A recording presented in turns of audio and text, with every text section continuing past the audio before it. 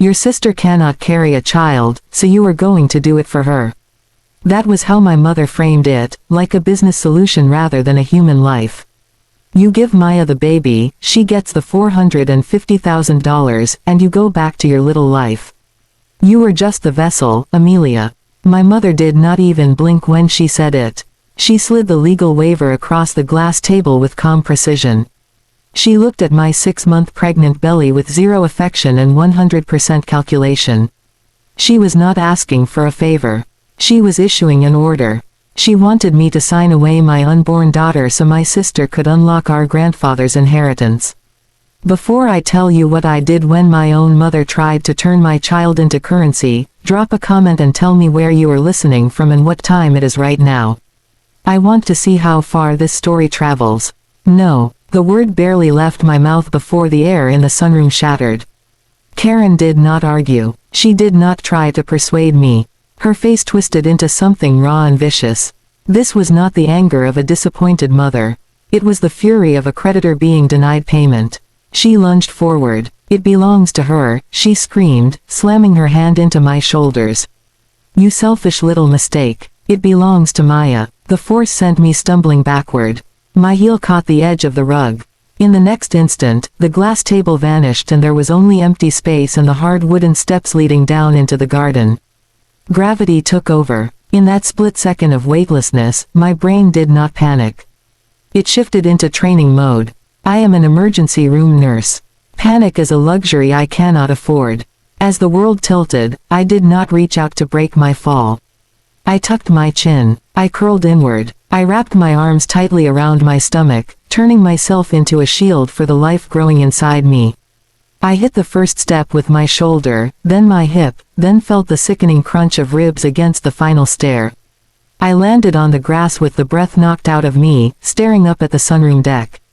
My mother stood at the top of the stairs looking down at me. She was not horrified. She was not rushing to help.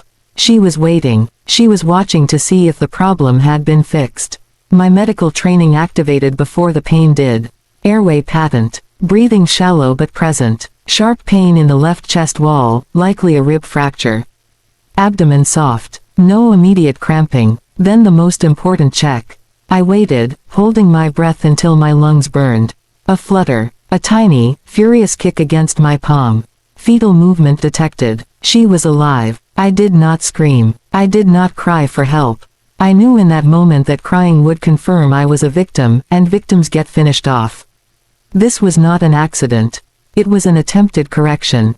An attempted termination to clear the path for the preferred asset. I pulled myself up, ignoring the fire tearing through my side. I did not go back into the house. I walked straight to my car, got in, and locked the doors. My father, Robert, stood by the sliding glass door watching. He did not move. He did not try to stop me.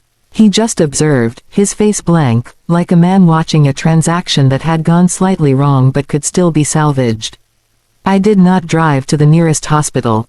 My mother had friends on the board there. My sister had sorority connections in administration. I drove 40 minutes into the city to my own trauma center, the one place where I controlled the narrative. As the adrenaline faded and the throbbing in my ribs took over, the truth settled on me like a lead blanket. For 29 years, I treated my relationship with my mother like a chronic illness, something to manage and endure. I believed if I was quiet enough and successful enough, things would improve.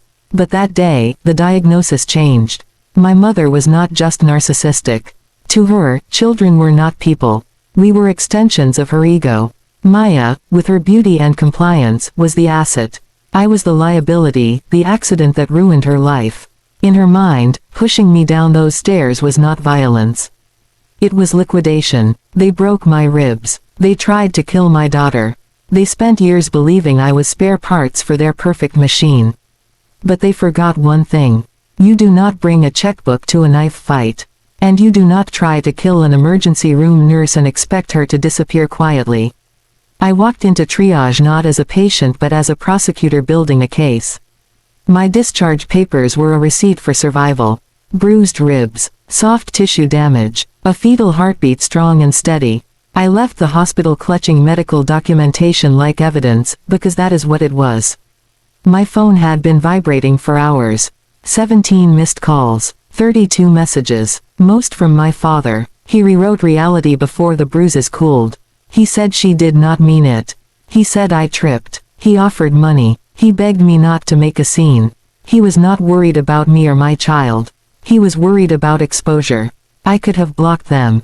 I could have vanished. But silence would only buy them time. If I wanted freedom, I had to finish it. I decided to become a gray rock. No emotion, no defense, no explanations. I sent one message designed to sound like surrender. I said I was scared. I said I would talk about the waiver. But not at the house. I suggested Mr. Henderson's office. I asked them to bring the papers. They responded instantly. They called me a good girl. They thought they had won. They walked into that office believing they were negotiating a surrender. They did not realize they were walking into a controlled environment with witnesses and legal obligations. I arrived early. I prepared. I made myself look broken. I needed them careless. I needed them talking. And they did talk. They confessed to fraud, to coercion, to threats, to assault, to intent. They said everything out loud, believing power protected them. When the door opened and the officers stepped in, the room collapsed under the weight of consequence. My father crumbled. My sister turned on them. My mother froze, finally confronted with a reality she could not manipulate. They were arrested. All of them. That night, even from custody, my mother tried one last attack. A false emergency call. Another attempt to destroy me. It failed. The truth was already documented. The fallout was total. Guilty pleas, charges, disinheritance, loss of access, loss of control. 6 months later, I stood in a quiet nursery folding baby clothes. My daughter kicked. The trust was sealed. My life was protected. My peace was intact. Peace was the most expensive thing I had ever owned, and it was worth every cent.